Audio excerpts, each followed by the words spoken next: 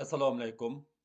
Аңлаватқаныңлар Шинжаң Халық нәшрияты 2000 yılı 1 ayda nəşr qılğan roman Eli Dolqunları. Avtori Abdurrahman Qahar. 2-ci qism. 8-ci bab. Siz ömrünüzdə qan dəryasını görgənmidiniz? İhtimal. Bəzi hissiyatlıq şairlərinin qan dəryası degan misralarını oqub qiyasmı qılğan bolğaydınız. Mana görün. 3 gündüz 4 kecha urush qilib, jangchilarning issiq qini to'kilgan heliqi kengligi 40-50 metr kelgudek qora suv qon daryosiga aylangan. Qizirib chiqqan kun nurida beg'irrang, qiniq qizil rangga kirgan suv ajoyib sirliq jimirlab, ko'ngillarda allaqandaq echinishliq, qayg'uluq tuyg'ularni qo'zg'aydi. Anda sanda o'ra qolgan qo'mish yekallarmu kishiga go'yo qondan qaturilgan tayoqchilardek ko'rinadi. Uning yenik shamolda bilinar bilinmas irg'anglishi odamda qo'rqinch yoki saskinish paydo qiladi. U o'zida qanchalik ig'ir qismatlarni yo'shirgandi, ha? Suvla emas. Uning ikki yiqimi qon bilan bo'yalgan. Shu yerlarga qanchalik qonlar singandi. Ba'zi yerlarda qonlar uyub qapti. U xuddi yinavatgan yolqindek vilildaydi. Bu manzarani ko'rgan har qancha bag'ri tosh odammu o'zini tutolmay buqildab yig'laydi, g'azabdan titraydi. Nizomiddin bir qancha komandirlar bilan qon daryosining qirg'iqiga keldi. Hammaning ko'ngli buzildi. Ba'zilar o'pkidab yig'ladi. Ba'zilar ko'zlaridan issiq yosh tomchilari quyulayotganligini sezmay, xuddi yog'ochdek qetib turib qoldi. Nizomiddinchu uning butun a'zoyi badanini titrak bosgan edi. O'sib ketgan chach soqollari tikanlashgan, ixtiyorsiz holda mushtumlari tugilgan. U qon daryosidan ko'zini olmay xiyolga ketdi. Bu qon tanglik, ozodlik uchun suvga tushgan, o'tqa kirgan jon pido jangchilarning qini. 10 gulining bir guli ichilmagan növer yigitlarning qini.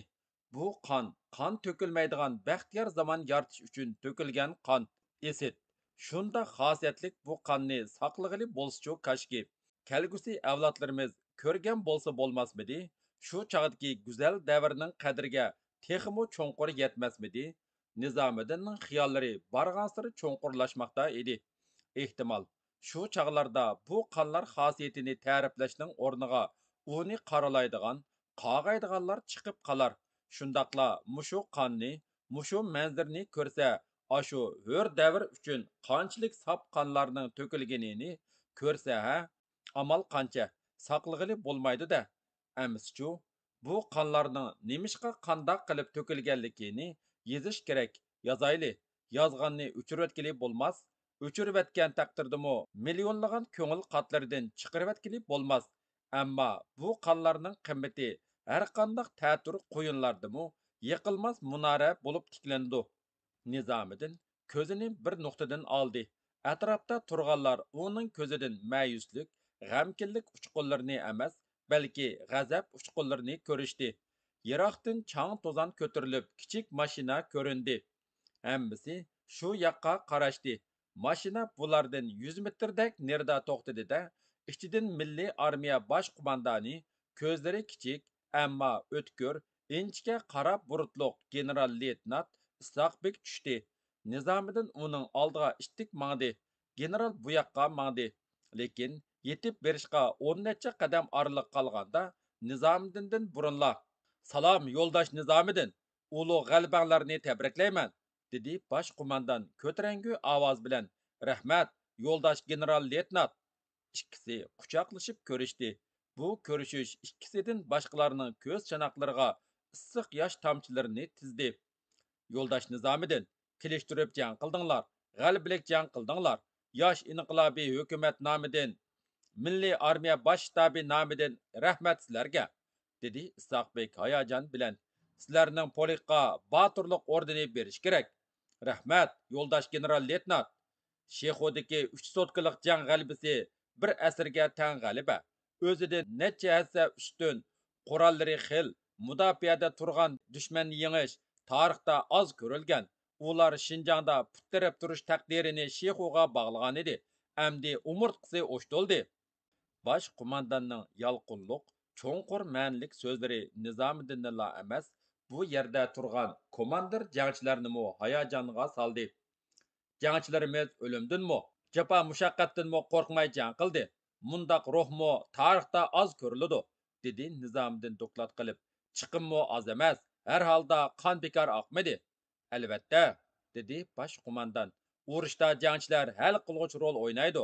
G'alaba qonsiz qo'lga kelmaydi. Biroq urushga konkretni rahbarlik qilg'uchining plani, taktikasi to'g'ri bo'lmasa, to'kilgan qon bekor ketadi. Ular urush qurbonlari yotqizib qo'yilgan yerga keldi. Maydonni birdilla ig'ir sukut bosdi.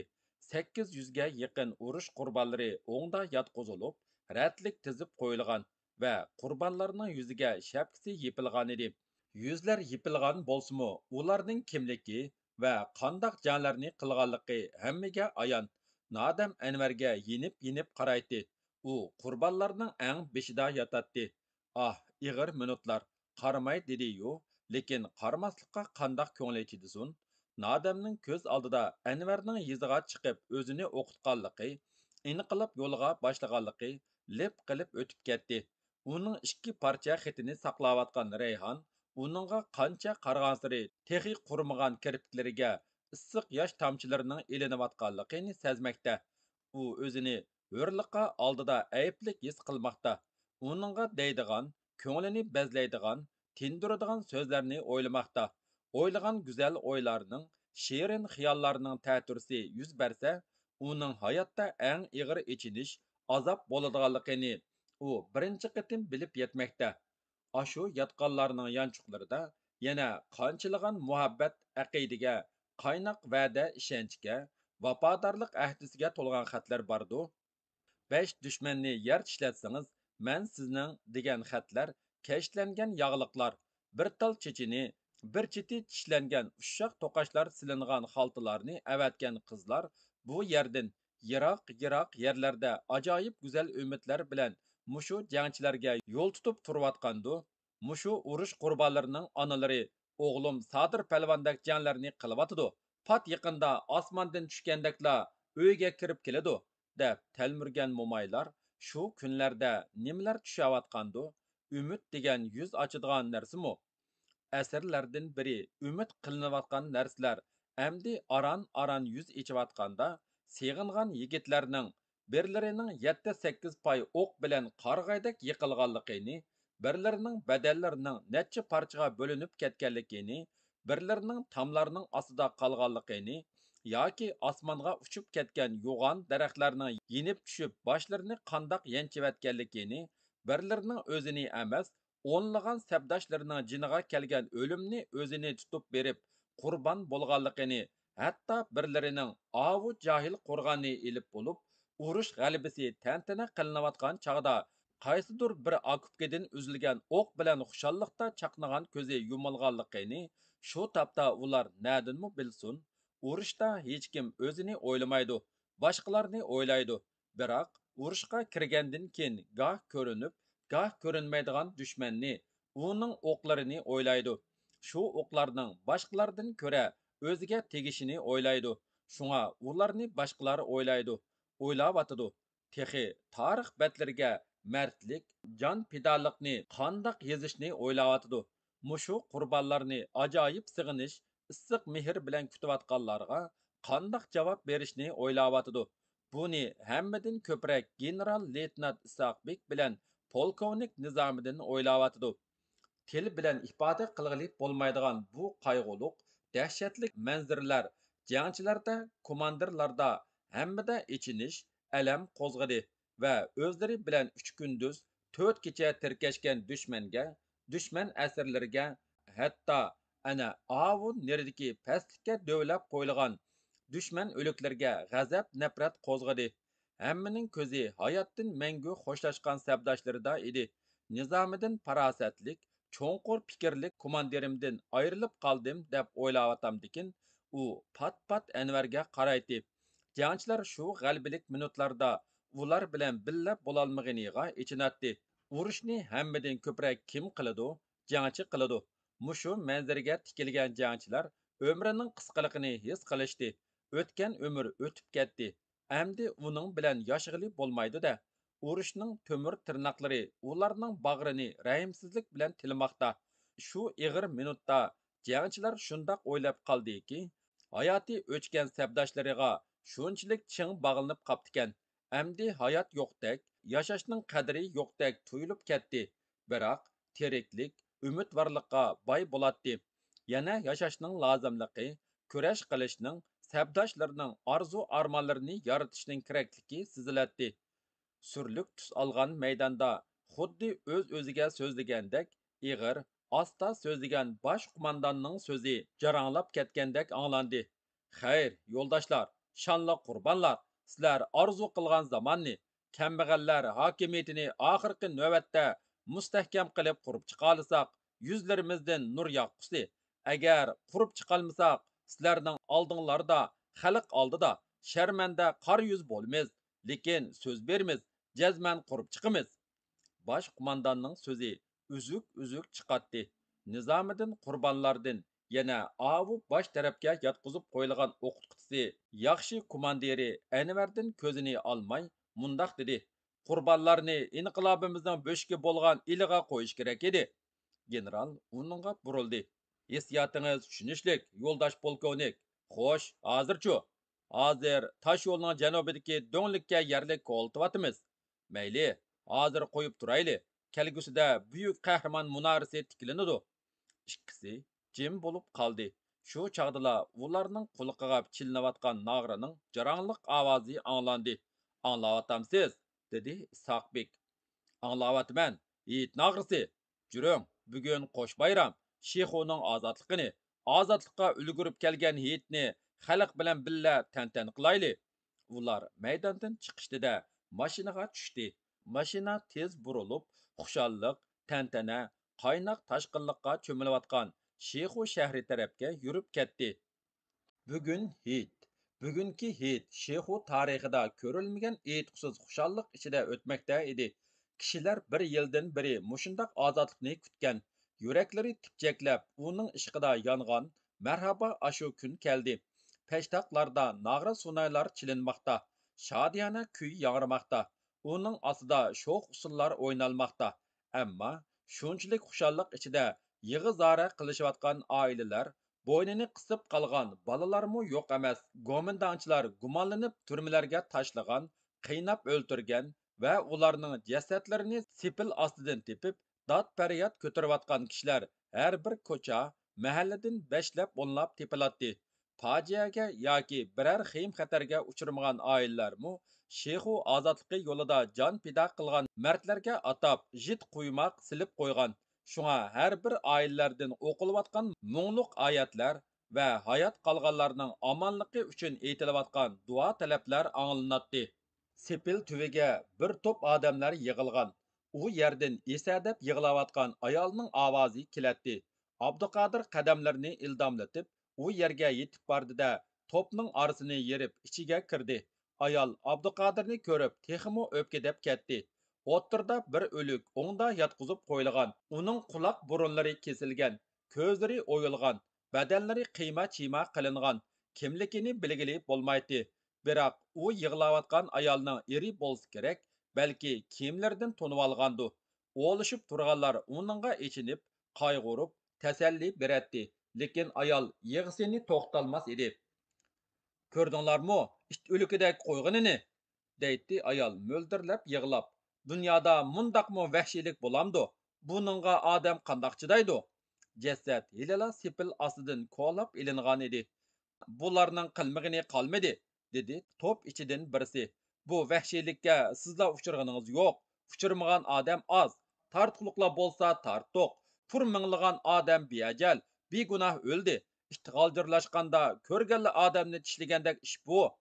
"Bo'ldi qo'ying", dedi yana birisi Abduqodirning mursiga qo'lini qo'yib. "Mana bu azmatlar o'chimizni ilib berdi. Puxadan chiqdiq. Qolganlar omon bo'lsin amdi."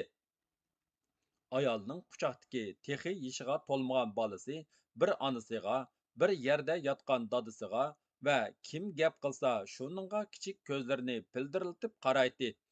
"Nima deb akirib ketgan?" deb so'radi to'p ichidan birsi ayoldan. "Nima gunohi borligini bilmayman. Oldida 2 cherik uyimizga besib kirib, qo'yimizni, yarim xalta guruchimizni, ozroq unimizni bulab chiqib ketdi. 2 kun o'tgandan keyin 10 netsi yana besib kirdi. Bu qitim ular shunchalik vahshiylashib ketibdiki, chiroyiga qarg'ili bo'lmaydi. Uylarni, qo'tan, hojatxona hech yerni qo'ymay aqturdi. Yotgan ko'rplarning asta paxtalarini o'rivatdi. Nimani izlaydikin? Hech narsa topolmadi. Oxir erimni bog'lab chiqib ketdi. Eringiz nima ish qiladi? Voy, qo'yding yavash. Chivinni ranjitmaydigan odam edi. Muallimlik qiladi. Balalarni ozdurding deb maktabdan chiqarib atgan. Shuningdan beri ancha muncha tijorat qiladi. Seyit apandimi ya? Shundoq. Xalqlar Seyit apandi demasa bilmaydi. Seyit apandini bilmez, dedi top ichidan birsi. Nimishqa tutilganligi ham o'ltirib o'tilganligi tushunishlik. Yavaş bo'lgan bilan ichi kuchlik odam edi. Mushu yaqindan beri kechasi tinmay xat yozdigan bo'lib olgan, dedi ayol.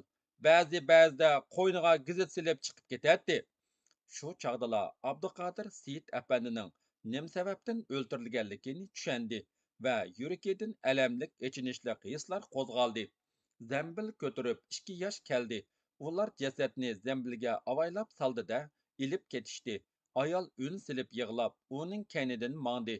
Shexu bozorda ko'rgan fojiadan g'azablanib ketib borgan Abduqodir yon ko'chadan chiqib kelgan harbiy qizni ko'rib, dong etib turib qoldi. Harbiy qizmo Abduqodirni ko'rib, shundoqla dong etib qolgan edi. Ikkisi taajjubdan qanchalik vaqt o'tganligini bilmaydi. Hayron qilishga sabab bo'layotgan narsa har ikkisining harbiy kiyimda ekanligi. Qiz harbiy yigitga hayron qolsa, yigitmi harbiy qizga hayron edi. Uning ustiga har ikkilisi ofitser, unvon darajasimi o'xshash. O'xshamaydigan yeri qizning ko'ksida sadoqat, yigitning ko'ksida fidoyi ordalari chaqnab turadi. Har ikkilisi hayajonliq hislarini basolmay tangla vaqirvatdi. Qodirmisiz? Ninamisiz? Ikki ofitser qizg'in qo'l elishib ko'rishdi. Siz tehi yaqindala maytaqatga bir qara ishchi edingiz. Qandaq qilib milliy armiyaning proporchik bo'lib qoldingiz? Sizmo bir oila qiz edingiz. Qandaq qilib proporchik bo'lib qoldingiz? Mening o'tganki gumonim to'g'ri ekanda. Ikkisi bir-birining qo'llarini tutishib, shunchalik yaqin, kiyimlari tegishib turgan holda hayronliklarini basolmay so'zlashib ketishdi. Ko'chalardagi kishilarmi ikkisining shu holatiga hayron qilishib, tikilib qarab turishadi. "Juring, bizning uyga", dedi Nina. "Paranglashimiz, hamma gaplarni deyishimiz, bir-birimizga hayron qilishimizning sirlarini yeyishimiz." Abduqodir Nina bilan billa uning uyiga mandi. Kishilar ikkisiga zo'qlanib qarashadi. Turlik ovqatchilarning bir-biriga ulishib ko'tarilayotgan ovozlari bozorni bir olgan edi. "Ya, og'ini bolalar, ozodlikqa chiqqan aka qo'yning quyrug'ida etgan mantidan ya. May chaynivol, og'ini bolalar, birni yesang yana deysan, ikkini yesang tik tursan, uchni yesang shuk tursan. Elixoning bolalari ichidigan navatning suyi bu. Jangchi bolalar yeydigan qo'g'in degan shu." Ikkisi bir-biriga qarab kulishib qo'ydi.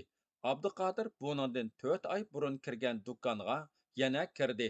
Ninaning dadasi o'tgankidek tarini turib emas, xushxo'ylik bilan uni qarshi oldi va ichkirki uyga taklif qildi. Nina dasturxon silib choy qildi. Ikkisi bir-biriga qarab o'ltirib choy ichishdi. Abduqodirning yuragi nemishqidu urushqa boshladi. Kona otlari qo'zg'aldimi yo qizni shu holda ko'rib hayajonlandimi? Har holda tamuqi bo'g'ilib, nafas elishi qiyinlashgandek bo'ldi. Biroq Ninaning shu tapda qandaq hissiyotda ekanligi uningga qorong'u edi. Qandaqlab bo'lmasin bu uchrashish tasodifiy yuz berdi. Uning ustiga ikkisining bir sapdan chiqishi xuddi cho'chaklardagidek xiyoliy ishlarni eslatdi. "Qisqa vaqt ichida nima degan ulug' o'zgarishlar bo'ldi ha, Nina?" dedi Abduqodir gap boshlab. Nina yiqimliq kulimsiradi. "Bu o'zgarish shunga ikkimizni yangi tusga kirgizib qo'ydi-da", dedi qiz yiqimliq ko'zlari bilan uningga qarab. "Shexu qarmoqqa tinch turgandek qilgan bilan tinch yotqini yo'q. Nurg'un odamlar eli inqilobchilar bilan munosabat qilib turdi." "Rost", dedi Abduqodir. "Men hili gomidanchilar o'ltirayotgan bir odamning jasadini ko'rdim.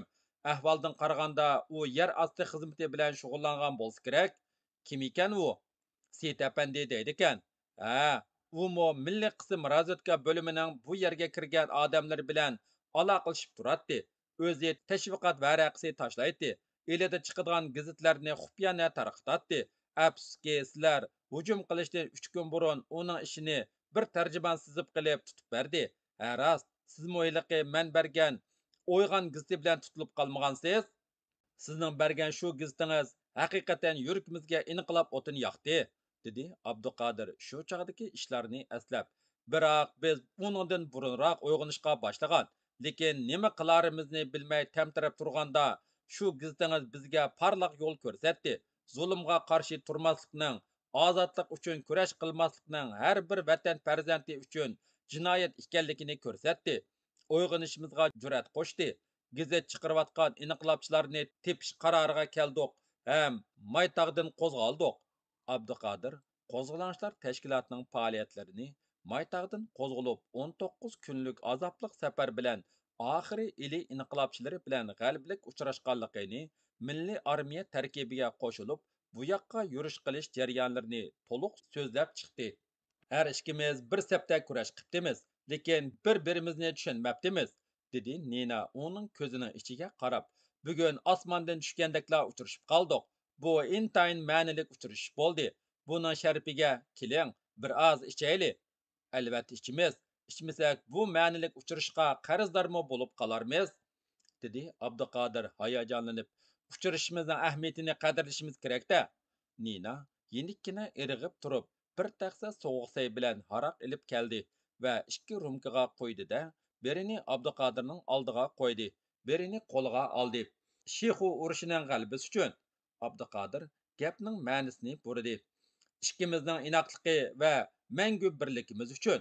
Nina yalt qilib uningga qaradi va yuzlari birdilla o't oldida mundoq dedi: Uyg'urlar ayollar haraq ichsa yomon ko'radigan. Sizmi meni yomon ko'rib qolamsizkin? U Ninaning ma'nilik so'zini tushundi. Yo'q, Nina, sizni hargiz yomon ko'rmayman. U ko'nishlarni qo'ying. Men hozir boshqacha odamman, dedi Abduqodir qizarib. Ikkisi kelgusidagi ishlar to'g'risida qizg'in parang'a tushib ketdi. Davomi bor.